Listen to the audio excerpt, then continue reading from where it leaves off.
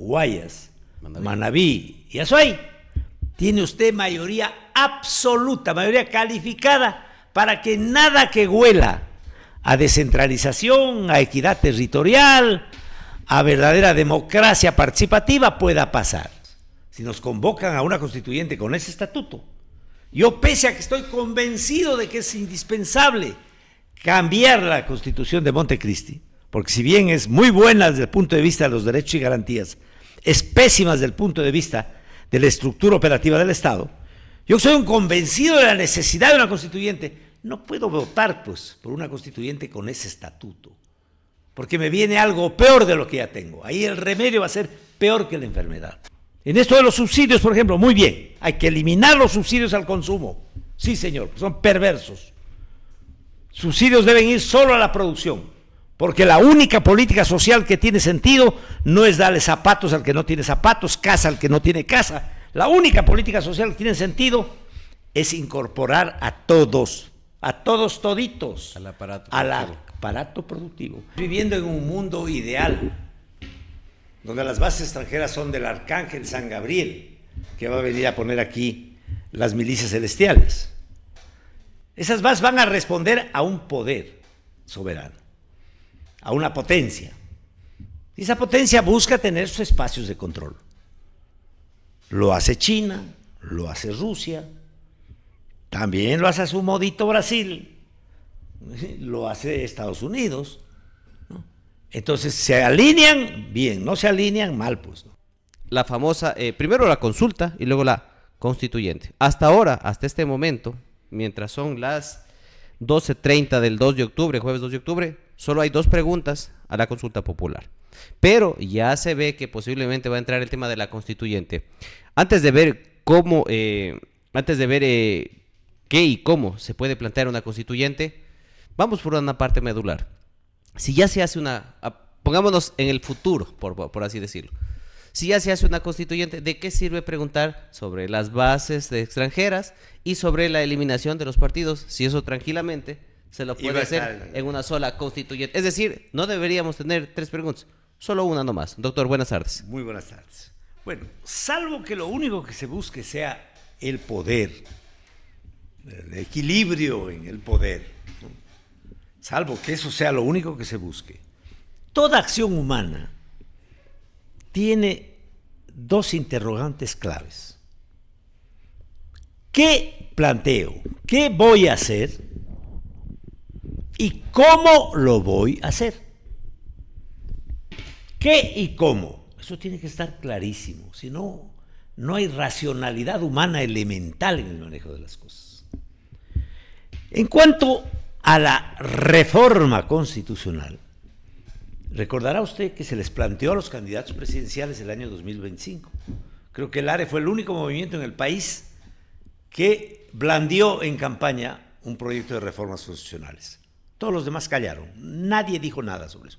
Ninguno de los más de una docena de candidatos que hubo se mojó el poncho diciendo media palabra sobre qué plantea en cuanto a la estructura del Estado, en cuanto a los derechos y garantías establecidos ahí, cómo esto consolidarlo en la acción del Estado en la sociedad. Nadie dijo media palabra. Y ahora, constituyente. Si nos hablan de constituyente, a ver, mis bonitos, ¿constituyente para qué? ¿Qué plantean? ¿Cuál es la estructura del Estado que plantean? ¿Cómo vamos a evitar la superposición de las funciones del Estado? ¿Cómo vamos a hacer que esos derechos y garantías que están ahí consagrados puedan efectivamente concretarse en la realidad? ¿Cómo vamos a mantener la estructura territorial del Estado? ¿Vamos a centralizar más el poder, como están proponiendo con el estatuto? ¿O vamos efectivamente por el camino de la equidad territorial y de una participación democrática, no partidocrática? Porque una cosa es la democracia y otra es la partidocracia. Eso hay que tenerlo bien claro, ¿no? Entonces, primero definamos qué planteamos. Y ahí yo veo un vacío absoluto.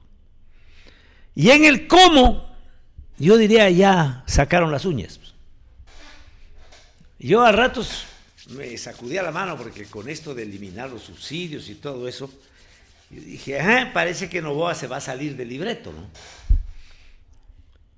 Pero me equivoqué, porque la Corte Constitucional o los asesores de la presidencia en contacto con los asesores de la Corte Constitucional llegaron a un acuerdo, ¿no? Vamos a meterlo al país en una constituyente, pero con un estatuto igual o peor que el estatuto que tuvimos para la famosa constituyente de Montecristi. Es decir, voto en plancha. En el estatuto está metido eso. Voto en plancha, el pueblo no puede elegir sus legisladores. Tiene que elegir el paquete, la lista cerrada. Que la cierran ¿quiénes? Los dueños de los partidos a nivel nacional. Ellos lo cierran. Ellos eligen quién va y quién va y quién no va. Entonces, ¿qué democracia hablamos? Es partidocracia. Yo no creo que eso es democracia. ¿Afiliado o no afiliado? Claro, ponen ahí el que pague más para que presida la lista, más o menos. Ya, listo. Ya. Segundo, ya a falta de 12 asambleístas nacionales, ahora meten el doble, 24 asambleístas nacionales. 24. Y otra vez el adefesio absolutamente absurdo de los asambleístas internacionales. Todos vimos la última elección de asambleístas y de presidentes de la República, que ni la cuarta parte de los emigrados se acercaron a votar, ni la cuarta parte. Eso se maneja, es un manejo económico, financiero que se hace ahí con los migrantes y que saben bien cómo lo manejan desde Quito y Guayaquil. No tiene nada que ver con los intereses del pueblo ecuatoriano. Entonces, súmele usted 24 nacionales de 80, ¿no? Más 6, usted tiene ya 30. Es decir, casi la mitad ya son del centro. Responden a las estructuras de la partidocracia central del país. Si a eso le suma usted la sobrepresencia, en razón del número de habitantes, de Pichincha, Guayas, Manabí y Azuay, tiene usted mayoría absoluta, mayoría calificada para que nada que huela a descentralización, a equidad territorial, a verdadera democracia participativa pueda pasar. Entonces nos saldrá una constitución con un domingo 7 peor que la que nos salió de Montecristi. Porque a la final en la Asamblea Nacional todo es números. Claro. Tú puedes ser el más capacitado, el que más títulos tiene, pero si es que eres uno y allá hay mayoría, no va a pasar. Si te eligieron en plancha, tú estás condenado a actuar en plancha. Pues. Claro. Porque si no actúas en plancha, te planchan. No. Te haces independiente. Eso es indio pendiente, ¿no? Te haces independiente y obviamente el castigo de generar esta separación de las bancadas es porque no cumples con las estrictas órdenes. Entonces yo estaba sobándome las manitos y decía, parece que no se va a salir del libreto, dije yo, qué buena cosa. Y resulta que nos encontramos con este estatuto para la tal constituyente, que es una barbaridad. Si nos convocan a una constituyente con ese estatuto, yo pese a que estoy convencido de que es indispensable cambiar la Constitución de Montecristi, porque si bien es muy buena desde el punto de vista de los derechos y garantías, es pésima desde el punto de vista de la estructura operativa del Estado, yo soy un convencido de la necesidad de una constituyente. No puedo votar, pues, por una constituyente con ese estatuto, porque me viene algo peor de lo que ya tengo. Ahí el remedio va a ser peor que la enfermedad. Ese es el hecho. Pero aquí, doctor, el planteamiento es, a ver, si vas, todavía no está la constituyente, eso estamos claros, no está insertada, pero pinta de que ya va a ir por ahí. Claro. Pero si la pregunta es Asamblea Nacional Constituyente, entonces, ¿para qué perdemos el tiempo con las bases y con el tema de la eliminación de los partidos? A ver, usted como periodista, que yo debo reconocer que es acucioso en las cosas, ¿ha leído el artículo 5 de la Constitución? ¿Qué dice? Se prohíbe expresamente en territorio nacional establecer bases militares extranjeras. ¿Cuál es la competencia que tiene la Corte Constitucional? Darle el cumplimiento. Primero, ellos califican la constitucionalidad de lo que se plantea. Que no vaya violando. Que no vaya a violar principios constitucionales básicos. Si en la Constitución dice que no se puede, oh sorpresa, ¿Cómo pasa puede la la pregunta. Corte Constitucional salir a decir que sí, que ya va, que pasa nomás, siga nomás? Y aquí nos han venido diciendo siga nomás un montón de cosas, ¿no? Y son ilustres juristas, Ave María Purísima, que no hay cómo alzarlos a ver, porque son la divina pomada, ¿no? Pero no hay cómo decir nada. Creo que a la Virgen del Cisne también ya les revocaron el mandato de patrona nacional del turismo para que no vaya a estar molestando en esto, porque ellos tienen poderes divinos que son inobjetables, ¿no? Y entonces, claro, con una estructura como la que nos dejó el señor Moreno en sus acuerdos que sabemos con el famoso Trujillato, con una estructura así, pues vamos a ir en picada cada vez peor. Esa es la verdad. Y esto, o el señor presidente Noboa, ¿quiere salirse de ese libreto o no quiere salirse de ese libreto? Es la pregunta. El paso dado en materia de eliminar los subsidios al consumo, a mí me parece que está bien. Muy bien, doctor. Es durísimo, pero hay que tener consecuencia con lo demás, pues. Muy bien, quiero profundizar lo que usted acaba de decir. Un poco, no hay que ser ni constitucionalista ni un buen abogado. Métase a Google y ponga artículo 5 de la Constitución del Ecuador. Lo primero que le va a salir, el artículo 5 de la Constitución del Ecuador establece que en el territorio ecuatoriano, como un estado de paz, prohíbe la instalación de bases extranjeras en el país y la cesión de bases nacionales a fuerzas de seguridad foráneas. Eso dice, de manera resumida, o sea, no voy a leer toda la parte, pero eso es lo que dice.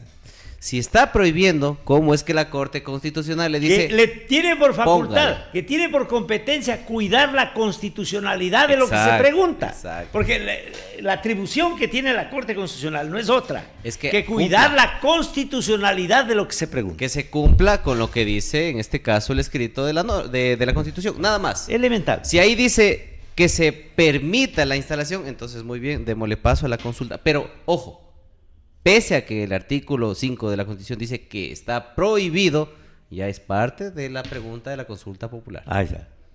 Y el que diga que no, está a favor del narcotráfico, de la violencia, de la confrontación, viva la paz.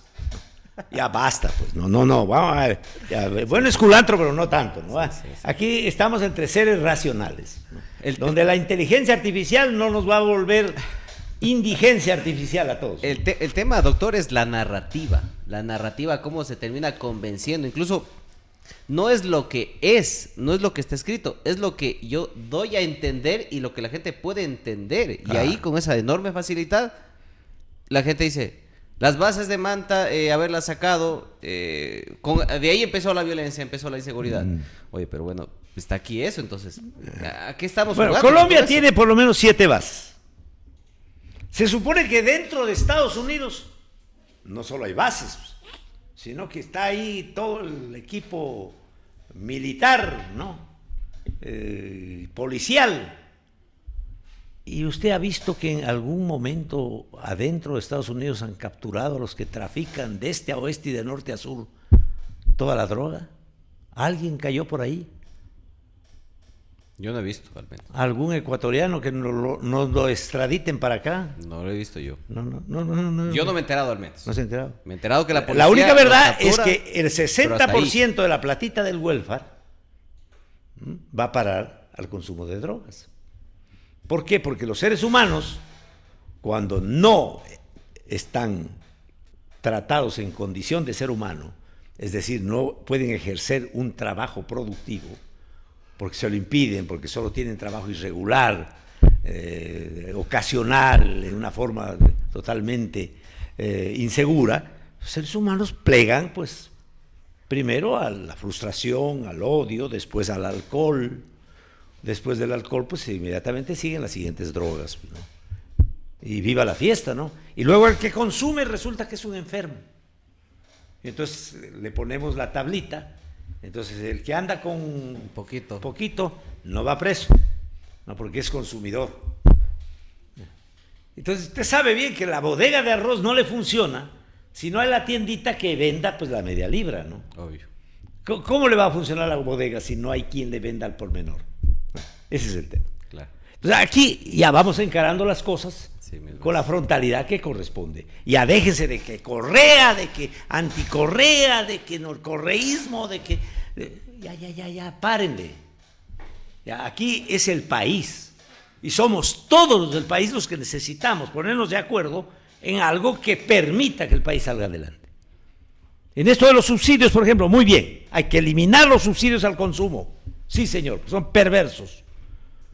Subsidios deben ir solo a la producción, porque la única política social que tiene sentido no es darle zapatos al que no tiene zapatos, casa al que no tiene casa. La única política social que tiene sentido es incorporar a todos toditos, Al aparato al productivo. aparato productivo, de bienes o servicios, porque la sociedad necesita música, necesita poesía, necesita espiritualidad, todo eso necesita. Todo lo necesario. Deporte, todo eso se necesita. Entonces, incorporar a todos, absolutamente a todos. Nadie puede quedarse fuera del aparato productivo. Es decir, hacerlos legales. Legales. Nadie informal. Sea pobre o rico, toditos formales. Eso es lo que tenemos que conseguir.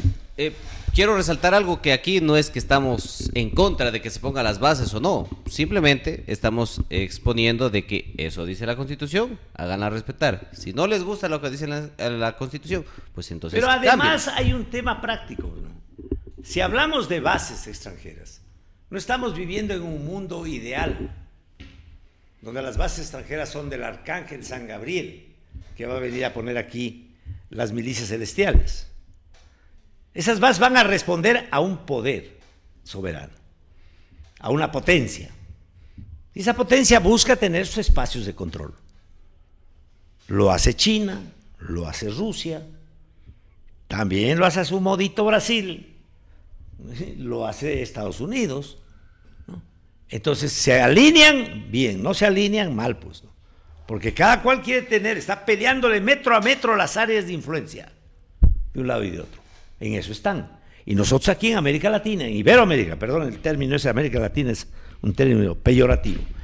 En Iberoamérica, es decir, de California al Polo Sur, aquí hay una nación, es decir, una comunidad étnico-cultural, un mismo pueblo, que necesita, por cierto, respetando todas las diferencias ideológicas que pueda haber, necesita crear una política internacional común que nos permite en el contexto internacional tener peso y no convertirnos en instrumento ciego y mudo de todos estos manejos. Ya hemos visto lo que le pasó a Líbano, lo que le pasó a Siria, lo que les ha pasado a los países que han, de pronto, el caso de Ucrania, por ejemplo. Ucrania estaba firme parte de la comunidad eslava de pueblos, ¿no? Ya terminó la Unión Soviética, se estructuró una confederación de países, pero de pronto el afán de extender la influencia hacia el este, ¿no es cierto? Comienzan con las ONGs comienzan a crear problemas a todo gobierno, el gobierno de Timochenko lo tiraron abajo y entonces lo pusieron al señor Zelensky. El señor Zelensky, yo quiero aquí bases militares yo quiero ser parte de la OTAN. ¿No? Si la OTAN pues es la fuerza que estaba peleándole metro a metro en las áreas de influencia al mundo eslavo. El mundo eslavo respondió y Ucrania se convierte en víctima de semejante barbaridad. Ese pueblo ucraniano ha pagado caro la aventurita que tuvieron con Timochenko.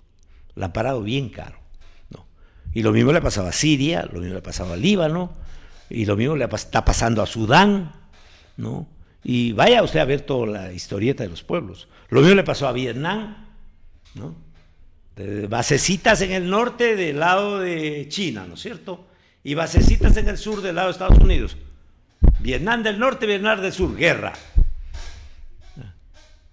Y no, pues Vietnam logró por fin construir su Estado. Nosotros en Iberoamérica tenemos que construir nuestra propia unidad. La idea es tener esa especie de independencia, digo yo, ¿no? Exacto, poder participar en el contexto internacional con un peso suficiente, porque estamos frente a países continentes, Claro.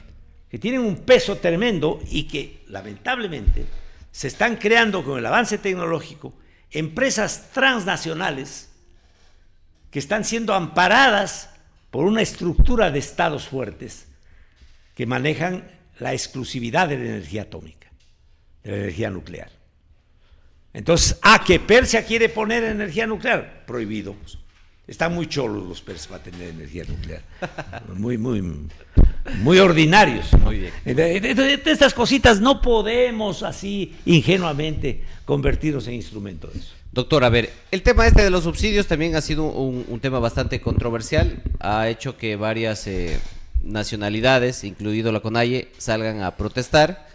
Obviamente el paro que estamos en este momento, el año 2025, no se parece en nada a la magnitud que teníamos en el 2019 y al año 2022. Sin embargo, aquí hay algo bastante particular.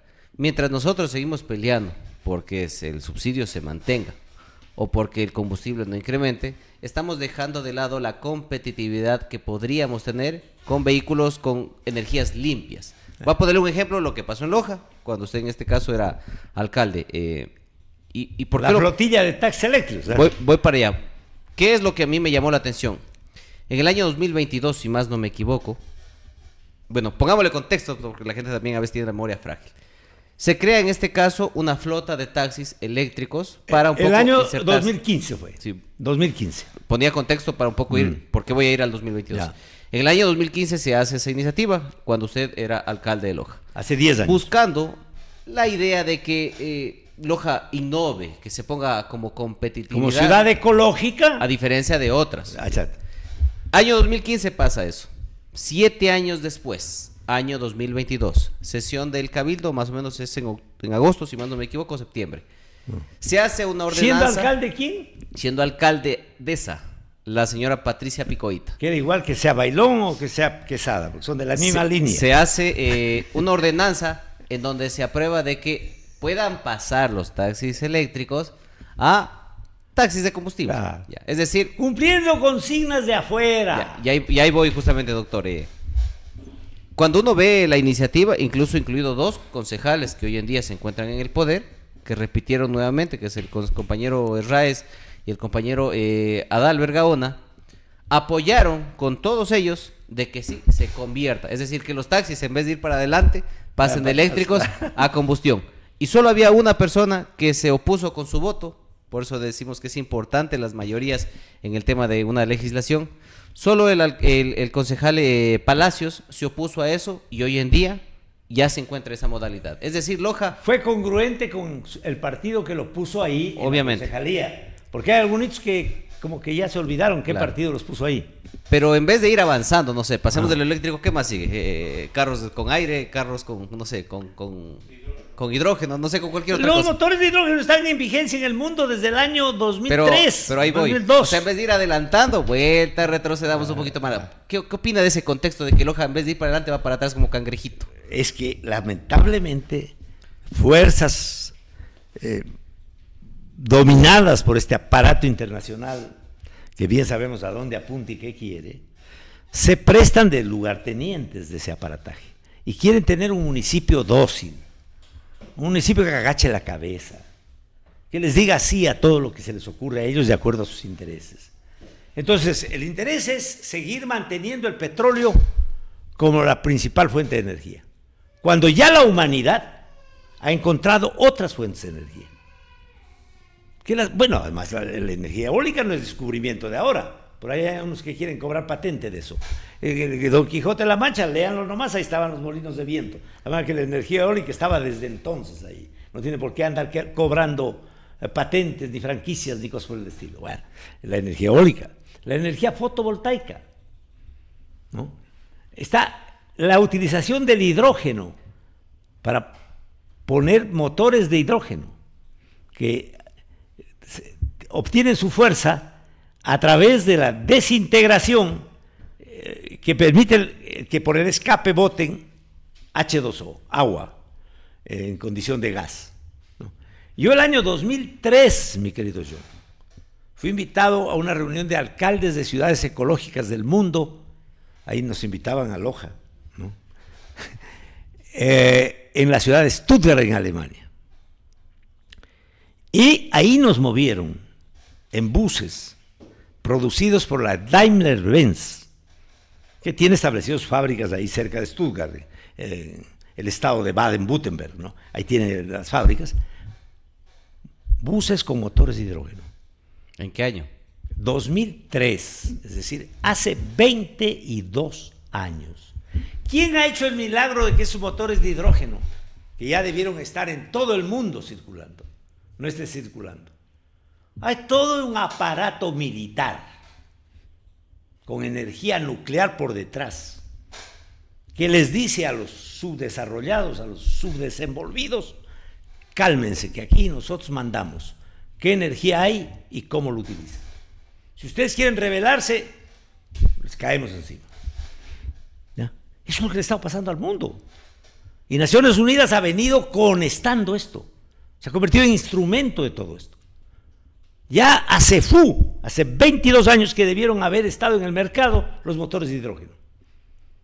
Hace que las casas de todas las ciudades deberían tener en sus techos, en lugar de las tejas esas que ponen, ¿no?, tener un techo compuesto por células fotovoltaicas y tener su propia energía. Hace que debió todo el sistema de riego, de microriego, para hacerlo no por gravedad, sino por aspersión, microaspersión, debió utilizar todos los adelantos de las nuevas fuentes de energía. Pero aquí se oponen pues a eso. Hay todo un trabajo político. Cuando yo quise sacar adelante esto de la flotilla de taxis, parece que fueron 55 taxis, vino un delegado del Ministerio de la Producción de Quito, en medio plantadito, así como eso que creó el Corcho Cordero, que le llaman la Secretaría de Ordenamiento Territorial, más o menos, ¿no? Así. Mira, a ver, señor alcalde, ¿quién le ha autorizado a usted para que meta energía en el transporte de energía eléctrica, de motores eléctricos? ¿Acaso el país ha aprobado ninguna ley sobre eso? Pues le mandé a que lea bien la Constitución y la ley que determina la autonomía de los municipios, ¿no? Y se salió adelante, pero se dieron formas, ¿no? Entonces no dejan poner más. Nosotros ya tendríamos aquí en Loja una ordenanza vigente, por ejemplo, que mande que toda estación de servicios tenga una electrolinera. Es decir, por cada 2 grifos de hidrocarburos, una electrolinera. Que tenga todos. Que en Catamayo también, que en los demás cantones se vaya masificando esto. Y a poco se han ido perfeccionando los motores eléctricos. Claro, le hicieron la guerra a Tesla, ¿no? Usted sabe, le hicieron la guerra a Tesla. Lo quieren mandar al infierno a Tesla. Pero ya, no pudieron. Y verá nomás todo lo que puede pasar ahí. Pero el hecho es que hay fuerzas que saben a dónde apuntan, ¿no? Pero en cambio los chinos han avanzado bastante en eso. Han avanzado bastante en el tema de autos eléctricos. De los carros eléctricos, motores. Por ejemplo, las baterías. Yo recuerdo nomás el cambio de los buses que nos prestaron para el Festival Mundial de Artes Vivas. En el primer año, los buses que nos prestaron eléctricos tenían unas baterías del tamaño de una maleta, de esas grandes para llevar en el avión, pesadísimos. Al segundo año que nos volvieron a prestar buses, ya las baterías eran del tamaño de un portafolio, y eran más eficientes que las otras. Es decir, esa tecnología ha avanzado. El uso del litio, el uso del sílice, una serie de tierras raras, que aquí tenemos abundantes en la zona minera de todo esto, no es solo de Zamora, de Jambelí al Marañón, aquí donde los Andes se agachan, todo está repleto de minería. Y esa minería hay que aprovecharla. Que no nos vengan con el cuento de que o el oro o el agua. No, señor, el oro y el agua y el oro. Hay que obtenerlo al oro ecológicamente, cuidando el agua, ¿no? Pero hay que aprovechar los recursos naturales para poder generar avances tecnológicos que nos permitan desarrollar, que nos permitan crear innovaciones que impacten en el mercado internacional y que podamos vender más que lo que compramos y exportar más que lo que importamos. Muy bien, doctor, para ir a la parte final, se nos quedan otros temas, pero por honor al tiempo, quiero que usted le pueda dejar un mensaje, porque a mí me sorprende la verdad que en vez de ir avanzando tengamos que ir cada vez haciendo cosas como para, no sé, se decide en cuanto a cuántos votos iré a sacar. Claro, el equilibrio de mantenerse agarraditos en el poder, ¿no? Sí, entonces quiero que usted mande ese mensaje porque, bueno, usted fue alcalde 4 veces, fue 4 veces, se pudieron haber cambios también, pero a mí sí me apena mucho cómo está la ciudad, me apena mucho cómo hemos venido retrocediendo y en lugar de avanzar, porque no importa quién esté en la alcaldía, lo importante es que avancen, no pasa eso, no sé si soy pesimista, pero yo veo que en Loja no avanza. Usted se va a Machala, ¿cómo cambió en los últimos 10 años? Usted se va aquí a Zamora nomás, con el simple hecho de haber arreglado ese malecón, en los últimos 10 años ha cambiado. Y Loja cada vez para atrás. Entonces quiero dejar a usted con su mensaje final y un mensaje a la gente para que sepa que lo que hoy en día muchas ciudades presumen, nosotros hace rato lo teníamos. Por eso es bueno recordar y hay que defenderlo, lo que teníamos para saber a dónde podemos llegar y dónde podemos mejorar. Su mensaje final, doctor. Yo le agradezco mucho, señor periodista, por plantear esta pregunta. Y aquí, porque a mí me gusta hablar con ejemplos, con parábolas, la mejor manera de parar las bolas, las parábolas. Voy a ponerles un ejemplito, ¿no? Loja no lograba que el Ministerio de Obras Públicas le dé la gana de darle la prioridad que debió darle a la vialidad de la región sur. Se planteó la necesidad de una vía de 4 carriles indispensable para que unifique la ciudad con su aeropuerto. El Ministerio de Obras Públicas, donde hablaban cantadito, había que saber cantar para entrar a hablar ahí en el Ministerio de Obras Públicas, ¿no? No, señor, lo de Loja no va. Yo le exigía al jefe de Estado desde entonces, no me importa saber quién haya sido el jefe de Estado, Pedro, Juan o Carlos. Señor, no puede medirse la Loja con esa vara. A Quito le dieron la plata para que, le dieron la competencia para que ejecuta la vía que unifica la ciudad con su aeropuerto, la ruta viva. A Loja mídale con la misma vara. Sí, señor, le vamos a medir a Loja con la misma vara. Orden al ministro de Gobierno, al ministro de Obras Públicas, firme el convenio de delegación de competencia para que el municipio de Loja sea el que ejecute y maneje la vía de conexión de la ciudad con su aeropuerto. Pero es que eso es parte de la Red Nacional de Carreteras, no importa. También la vía que va a Tababela es parte de la Red Nacional de Carreteras. Esa parte se delegó al municipio y se le entregó los recursos. Se firman los convenios. Sale el gobierno, porque claro, el convenio dice clarito, delegada la competencia por 32 años. Y la ley dice claro, artículo 192, que delegada la competencia, tiene el gobierno central la obligación de poner la plata que financia la competencia. ¿Recuerda usted? Artículo 192 del COTAD. Tenga la bondad de revisarlo. No. Pero aquí la mafia política de Loja, los del cargamontón, los de la revolcatoria, los del odio elevado a condición de política, ellos decidieron no dar paso a eso porque eso había sido gestionado por fulano de tal. Entonces, como nos interesa que fulano de tal no vaya a quedar bien con eso, como si yo hiciera propaganda de las cosas que he hecho públicamente, que me digan si he hecho propaganda de las cosas que se han hecho. Jamás he hecho propaganda. En ninguna de las grandes obras se han ejecutado en Loja. Vayan a buscar si hay un letrero que diga nombre de tal, que lo ha inaugurado, que lo ha hecho, que lo ha contratado o algo. Porque yo sé que estoy manejando fondos públicos que pertenecen a todos y que el Estado no tiene que hacer propaganda a favor del que está en el carguito, porque eso es robo, eso es corrupción. Pero como fulano de tal gestionó eso, boicoteemos. Nadie quiso reclamar. Pedí audiencia al Cabildo de Loja, lo que llaman Comisión General. Me la negaron. Presenté acción de protección constitucional para que respeten mi derecho de ser recibido en Comisión General.